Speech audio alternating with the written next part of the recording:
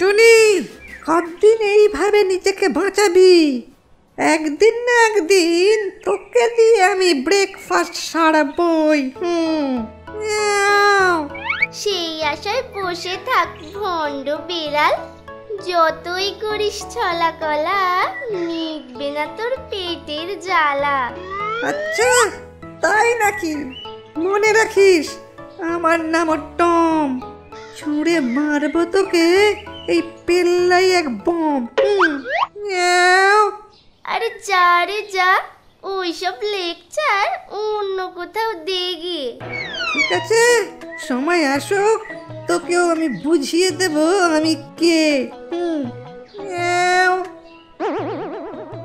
বিড়ালকে বিশ্বাস নেই, কখন কোথা দিয়ে হামলা করবে বোঝা মুশকিল। তার থেকে আমি বরং অন্য কোথাও গিয়ে বাসা বাঁধি। এই বলে টুনি উড়ে যায়।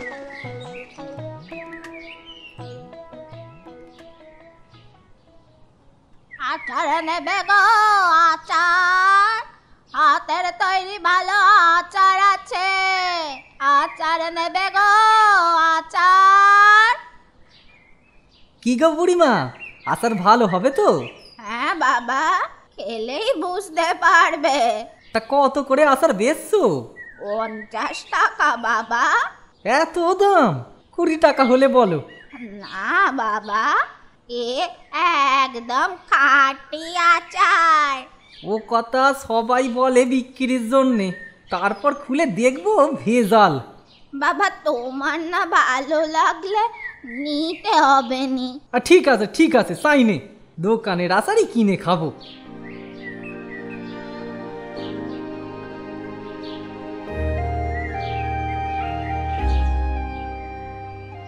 এদিক থেকে ওদিক টুনি উড়ে বেড়ায়, কিন্তু বাসা করার মতো জায়গা সে দেখতে পায় না।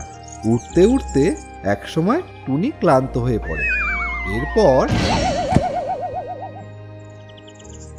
সারাদিন ঘুরে বেড়ালো, অথচ সব আচার বিক্রি করতে পারলুম নি। এখন আর লোকে হাতে তৈরি জিনিস কিনতেই চায়নি। খাঁটি জিনিসের মূল্য কেউ দিতে চায়নি। গ্রামে গ্রামে ঘুরে এই বুড়িমা তার হাতের তৈরি আচার বিক্রি করত। কখনো বিক্রি হতো, আবার কখনো কখনো হতো না। তিনকুলে তার কেউই ছিল না। কিছুটা যাওয়ার পর, আরে ওটা কি? আরে এ যে একটা টুনি। আহারে বেচারা এই গরমে ঝিমিয়ে পড়েছে। জল, একটু জল। কে কথা বলে? আমি গো, আমায় একটু জল দেবে বুড়িমা? তেষ্টায় গলা শুকিয়ে যাচ্ছে। আহারে, রোদে যে একেবারে শুকিয়ে গেছিস। চল, তোকে ঘরে নিয়ে যাই।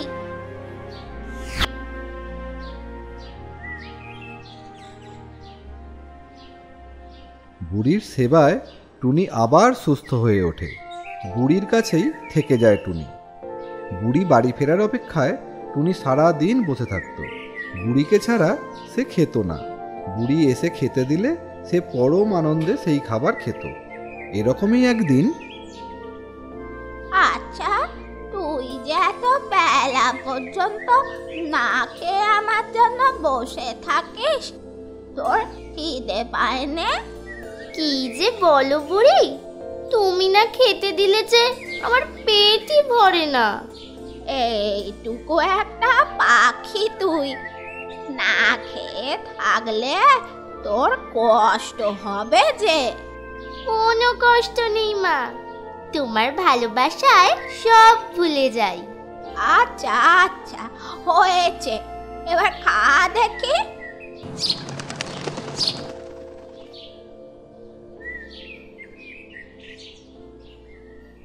কি রে, পেট ভরেছে?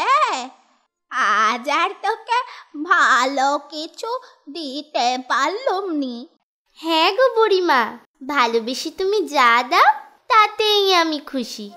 আচ্ছা যা, তুই একটু ঘুরে আয় তো, আমিও আগে ঘরের কাজগুলো সেরে নি। আচ্ছা বুড়িমা।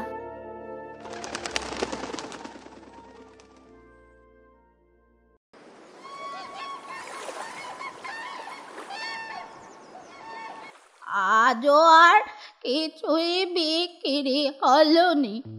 এইভাবে চললে যে না খেতে পেয়ে মরতে হবে। এত চড়া রোদে আর যে হাঁটতে পারছি নে। ঘরেই ফিরে যাই, টুনিটা আবার না খেয়ে বসে থাকবে।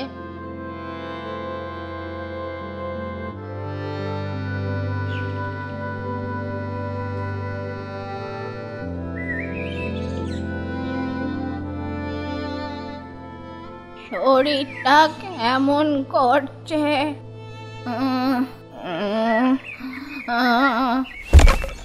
এ কি, বুড়িমা যে পড়ে গেল।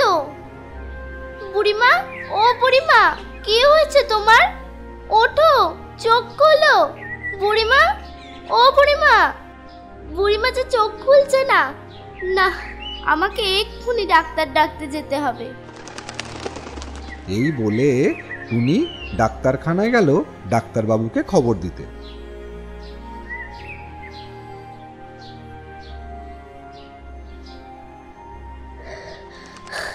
ডাক্তারবাবু, ডাক্তারবাবু। কে কে কে কে কে কথা বললো? এই যে আমি টুনি। বাহ, বেশ মিষ্টি পাখি তো। বল টুনি, কি হয়েছে? শিগগির চলুন ডাক্তারবাবু।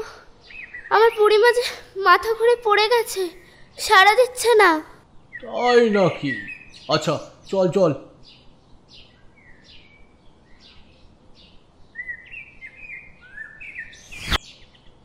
ডাক্তারবাবু, আমার বুড়িমা ভালো হয়ে যাবে তো? চিন্তা নেই টুনি, তোর বুড়িমা এক্ষুনি সুস্থ হয়ে যাবে।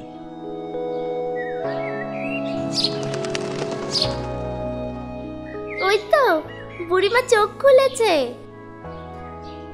কে বাবা তুমি? আমি একজন ডাক্তার মা। এই টুনি আমাকে ডেকে নিয়ে এসেছে। কি হয়েছিল আমার? তুমি অজ্ঞান হয়ে পড়েছিলে। তোমার সাড়া না পেয়ে টুনি ভয় পেয়ে যায়, তারপর আমার কাছে যায়। কিন্তু বাবা, তোমাকে দেওয়ার মতো আমার কাছে যে এত টাকা নেই। আমার টাকা লাগবে না মা। ওইটুকু পাখি তোমাকে বাঁচাতে যে চেষ্টা করেছে, সেটা এখনের দিনে কোনো মানুষও করবে না। হ্যাঁ বাবা, ওই আমাকে আগলে রাখে, সারা দিন আমার জন্য অপেক্ষা করে দুটো দানা খাবার জন্য। আমি কখন ফিরবো তার জন্যে সারা দিন মুখ চেয়ে বসে থাকে। সেই উপকারের মূল্য ও দিয়েছে। আজকের দিনে বিশ্বাস আর ভরসা প্রায় উঠেই গেছে। উপকারীর মূল্য কজন দেয়? তা তুমি ঠিকই বলেছ বাবা, কিন্তু তুমিও যে অনেক বড় উপকার করলে, এটাই বা কজন করতে পারে বাবা? মানুষের থেকে এই অবলা প্রাণীরাই অনেক বেশি বিশ্বস্ত। আমি আসি মা, আসি রে টুনি। হ্যাঁ ডাক্তারবাবু, আপনাকে অসংখ্য ধন্যবাদ। চল টুনি চল, তোকে কিছু খেতে দি। হ্যাঁ মা, চলো চলো।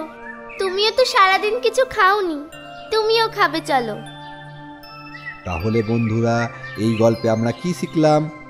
উপকারীর প্রতি সর্বদা আমাদের কৃতজ্ঞ থাকা উচিত, তবেই একটি সুস্থ সমাজ গড়ে উঠবে।